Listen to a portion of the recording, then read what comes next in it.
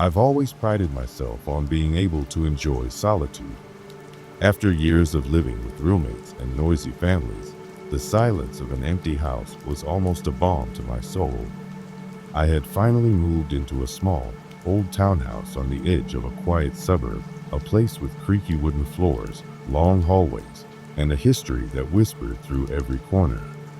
For the first few weeks, I reveled in the quiet nights and the freedom of having the entire house to myself.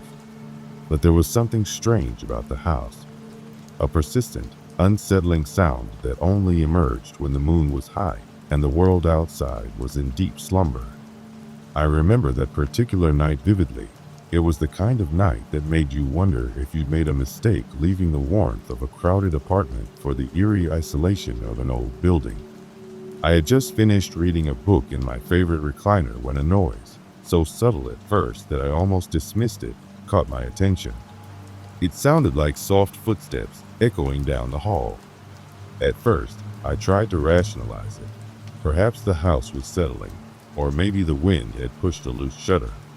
But as the sound continued, slow, deliberate, and impossibly measured, I couldn't ignore it. I sat motionless, straining to hear any further detail.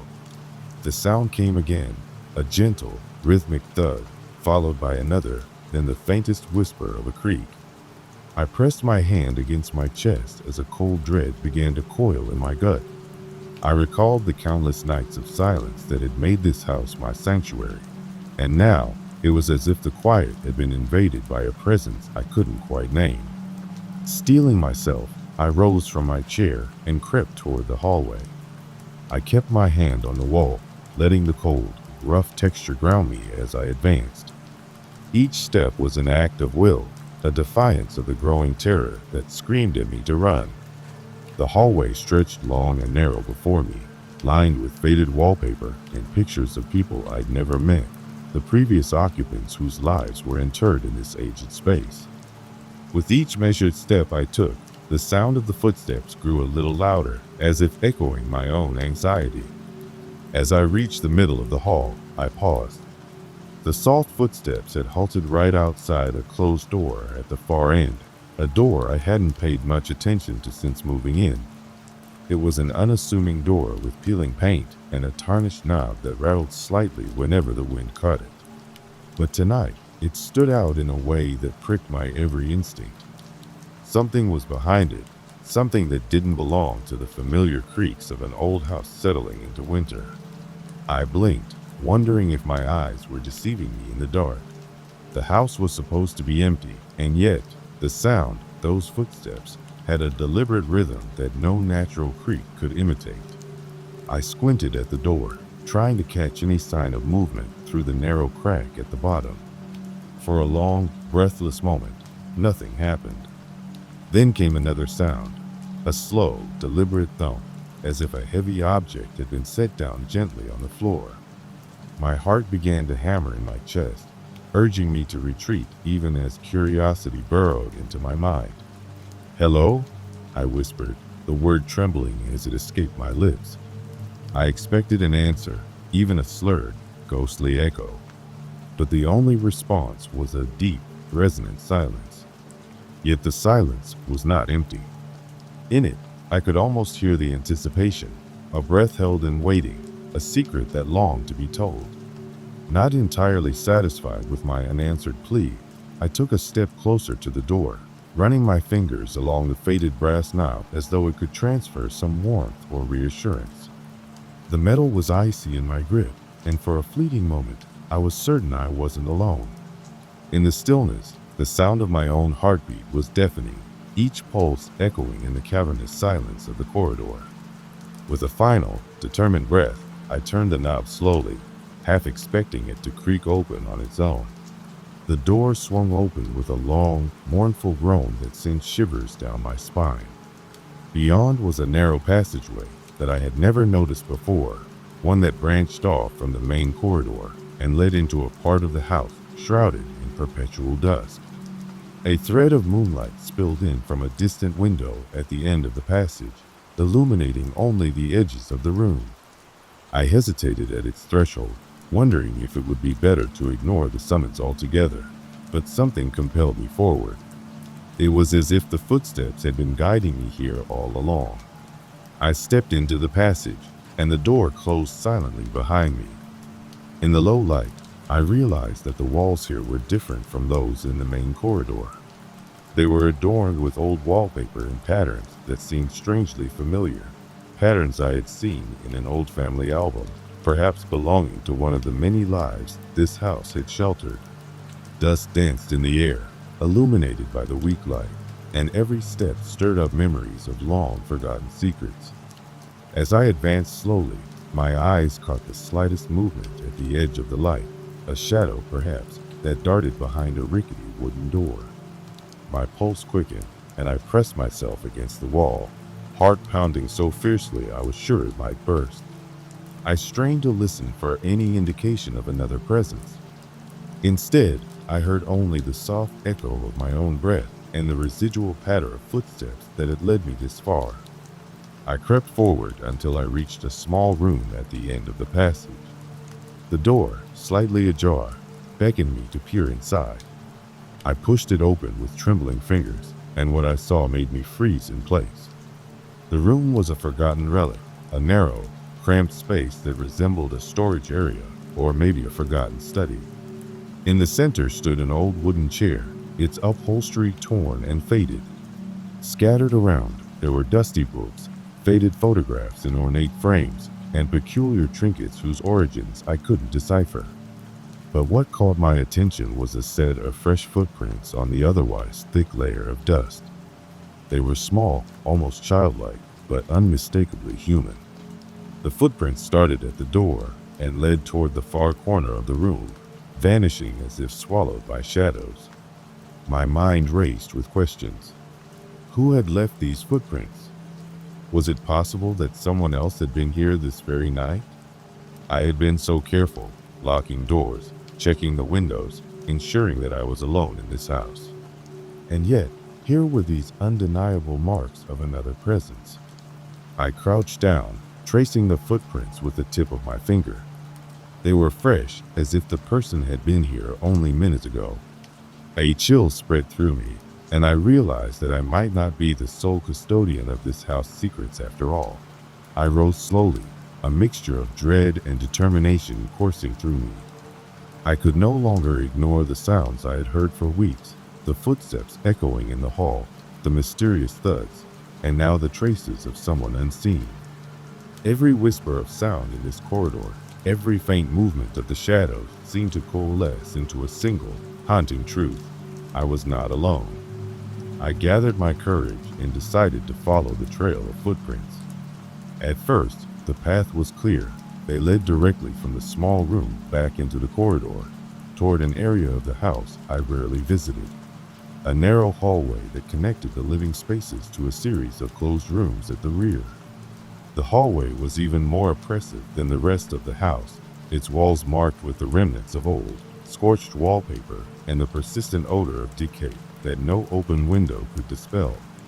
The footprints continued, this time appearing more erratic, almost frantic, as if the person had been running, desperate to escape or perhaps to hide from something.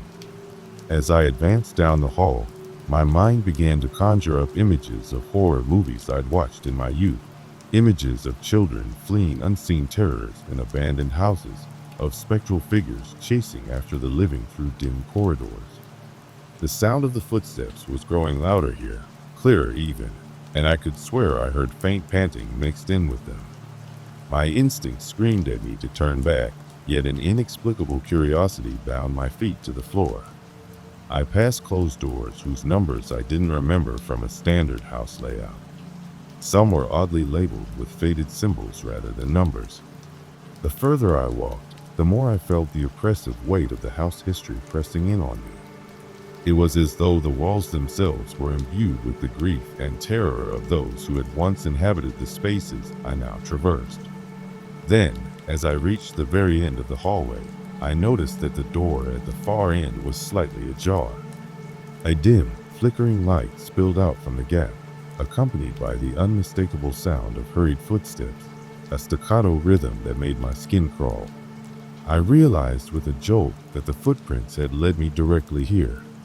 With hands clenched in trepidation, I approached the door and peered inside. The room beyond was small, almost like a makeshift playroom, but with an atmosphere of profound neglect. In the center of the floor was an old, ornate rug that had once been vibrant with pattern, but was now faded and torn. Near the rug stood a low table cluttered with dusty toys, a porcelain doll with cracked eyes, a set of worn-out crayons, and a framed photograph of a little girl whose smile had long since faded into melancholy. The presence here was palpable. The air felt heavy, as if every lingering regret and every sorrowful memory of the past had accumulated in this very space. I felt a pressure building in my chest. It was as if the house itself was holding its breath, waiting for me to unlock a secret that had been hidden for decades. In the far corner, I noticed a small, door-like recess built into the wall. It was nearly concealed by cobwebs and a tattered curtain, but I could see fresh scuff marks on its surface, evidence that someone had recently used it, perhaps in haste. Drawn by a mixture of terror and empathy, I moved closer. My footsteps were soft on the creaking wooden floor as I approached the recess. There was something disturbingly intimate about the marks here, as if someone had been hiding and then suddenly fled in a moment of sheer panic. I reached out and slowly pulled aside the curtain, its fabric soft and threadbare in my trembling hands. Behind it was a narrow doorway leading into a dark, almost suffocating space. I could make out the outline of another passage, one that was not accessible from the main parts of the house. This, I realized, was a secret section, a place the previous occupants had hidden away, perhaps for reasons I could no longer fathom. I hesitated, heart beating erratically, before gathering the resolve to step inside. The air grew colder as I passed through the doorway, and the sound of my own footsteps was muffled by layers of dust and silence. I reached the end of the passage and found myself in a tiny chamber filled with relics of a bygone era. Yellowed letters tied with brittle string, a rusted music box that still managed to produce a faint, melancholic tune when wound, and several faded portraits of individuals who looked as if they had once known unfathomable sorrow. One portrait in particular caught my eye, a woman with eyes that seemed to plead for salvation, her delicate features framed by curls that cascaded like an echo of lost time. On the back of the frame was a date, 1947. My mind raced with possibilities. Was this her? Had she been the one who once walked these halls, leaving footprints that I now followed? The intensity of the moment overwhelmed me, and I nearly collapsed under the weight of the unanswered questions and the haunting beauty of sorrow captured in faded paint. I sat down on a dusty, cold bench in the chamber and listened. The silence here was different. It was heavier, laden with unsaid words and broken promises. In the distance, I could faintly hear a soft murmur, like a voice reading a lullaby from another world. It wasn't a direct conversation, but a series of overlapping whispers, as if multiple souls were trying to share their stories all at once. I couldn't decipher the words, but I caught fragments: lost, forgotten, alone, and please remember. The realization struck me with a mix of horror and compassion. I was witnessing the echo of a profound, unspoken tragedy. The footsteps in the hall, the secret passageways, the hidden chamber, they all formed parts of a vast tapestry of sorrow and neglect. I began to understand that the house was not merely an empty shell, but rather a vessel containing the lingering presences of those who had suffered within its walls. Their traces were embedded in every scuff on the floor, every whisper of sound in the dark, every faded portrait left behind. I rose from the bench, determined to piece together this fragmented history. Clutching one of the yellowed letters in my hand, I tried to read the delicate, spidery handwriting. The letter spoke of heartbreak, of a promise to return that was never fulfilled. It hinted at secrets too dangerous to mention aloud. It mentioned a name repeatedly, Evelyn, and described a night full of regrets and unfinished farewells. I could barely make out the crumbling ink as I read, but the message was clear. Evelyn had been a soul lost in time, yearning for acknowledgement long after she had departed. The realization that I was not just being haunted, but was given a duty to remember those who had been forgotten settled over me like a mantle of bittersweet responsibility. The footsteps, that constant, deliberate cadence echoing in the halls of my home, were not meant to frighten me into isolation. They were a call to remember, a plea for resolution, and a testament to the power of memory. A sudden crash in the distance jolted me from my reverie.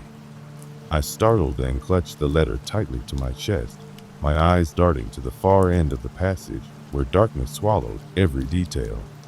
The sound was unmistakable, a heavy, echoing thud, as if something had been dropped or deliberately set in motion. I couldn't tell if it was a sign of danger or a clue to further unravel this mystery. Hesitantly, I moved toward the direction of the noise. As I stepped back into the narrow corridor, the old wooden floor groaned under my weight. Every step seemed punctuated by a new, disembodied sound, a shuffle of feet, the creak of old hinges, and even, at times, the subtle sigh of air moving through unseen cracks. I followed the path of these clues until I reached a long-forgotten part of the hallway that I hadn't explored before. There, the sound of footsteps was unmistakable, soft at first, then faster, almost hurried. They thumped along a worn-out carpet, echoing against walls decorated with peeling, ghostly wallpaper. I froze. The footsteps had become erratic, as if their owner was trying to escape or hide. In that moment, the silence of the house was shattered by a sudden, sharp cry, a sound that resonated not only in the halls but deep within me. I wasn't sure if it was my imagination or a real voice, but it had the quality of anguish, of calling out in desperation. Unable to ignore it, I pressed on, following the trail deeper into the labyrinth of dark corridors. At last, I arrived at a heavy, creaking door marked with a single, weathered number I didn't recognize. It was locked, but there were fresh scratches along its surface, evidence of someone or something desperately trying to force it open from the inside. With trembling fingers, I found an old key on a hook nearby, a key that should not have worked in this modern lock, yet somehow it fit. I inserted it slowly, every click of the tumblers echoing like a countdown. The door swung open with an eerie moan, revealing a spacious room that seemed to defy the rest of the building's decay. Here, a grand hallway stretched out, lined with mirrors that reflected not only my pale, terrified face, but also fleeting images of people who were not there. For a split second, I saw a little girl in a frilly dress, her eyes wide with fear, and a man with sorrow etched into his features, silently pleading. They vanished as quickly as they had appeared, leaving only a lingering chill. I stepped inside cautiously. The hall was decorated with remnants of past glories. An elegant chandelier that hung precariously from a high ceiling, portraits in gilded frames whose subjects seemed almost to watch my every move, and a thick red carpet that muffled the sound of my footsteps. Yet the most disturbing element was the sound, a series of gentle, measured footsteps that ran alongside mine, as though I were being followed by a silent companion. I reached out to touch one of the mirrors and saw not just my reflection, but the ghostly afterimage of a pair of feet following me behind. The reflection was slow, deliberate, a contrast to my hurried, trembling steps. I gasped and spun around, only to find the corridor empty. My pulse thundered as I realized I was caught in a disorienting interplay between past and present, memory and current terror. The atmosphere in the hall was suffocating, and every breath I took seemed to carry with it a whisper of the lives that had been lost here. I could almost hear fragments of conversation, of arguments and sobbing, as if the very walls were speaking of old tragedies and unfinished business. One particular murmur, a sorrowful cadence, repeated in my ears, "Come back, remember me." It was both a plea and an accusation, a demand that someone, anyone, acknowledge the forgotten souls whose stories were etched into the fabric of this place. I sank to my knees in the center of the hall, overwhelmed by the relentless procession of voices and footsteps that haunted me. The mansion seemed to breathe, its ancient heartbeat resonating in time with mine. I clutched the letter about Evelyn and let tears of both fear and compassion roll down my cheeks. I knew now that the footsteps through the hall were not malignant forces. They were the echoes of lives interrupted, of tragedies that had never been properly mourned. They were a call for remembrance, a desperate bid for closure that I alone was now burdened to answer. Determined not to let these restless echoes fade into the silence once more, I vowed to uncover the stories behind each faded footprint and whispered call. I began scouring the corridors for any scrap of evidence, old diaries, family records, news clippings stuck behind peeling wallpaper. Each discovery deepened the mystery and my connection to this house's tragic past.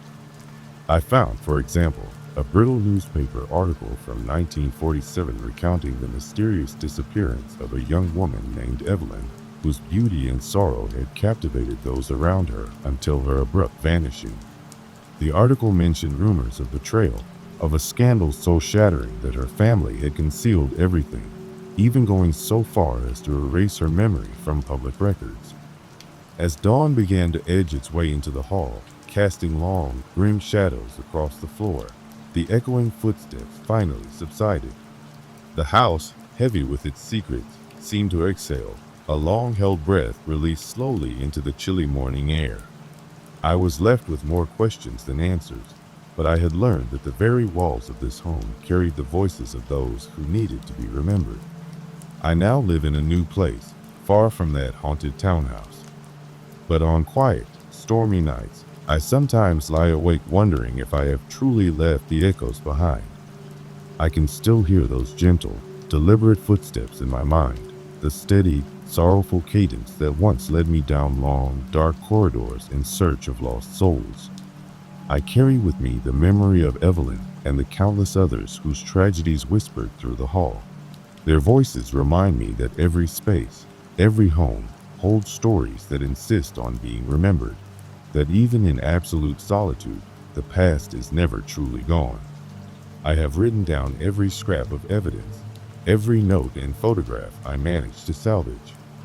I have shared their stories in forums and local history groups, urging others to remember them too. For in the act of remembrance, the cold grip of abandonment loosens, and even the most lonely corridor can become a place of healing and tribute. So if you ever find yourself in an old house, alone in the silence of night, listen carefully to the sounds that echo through the hall. Not every step is meant to instill fear. Some are a plea for remembrance, a call to honor those long past. And when you hear those footsteps, take a moment to pause, to remember. For each echo is a reminder that even in solitude, we are never truly alone.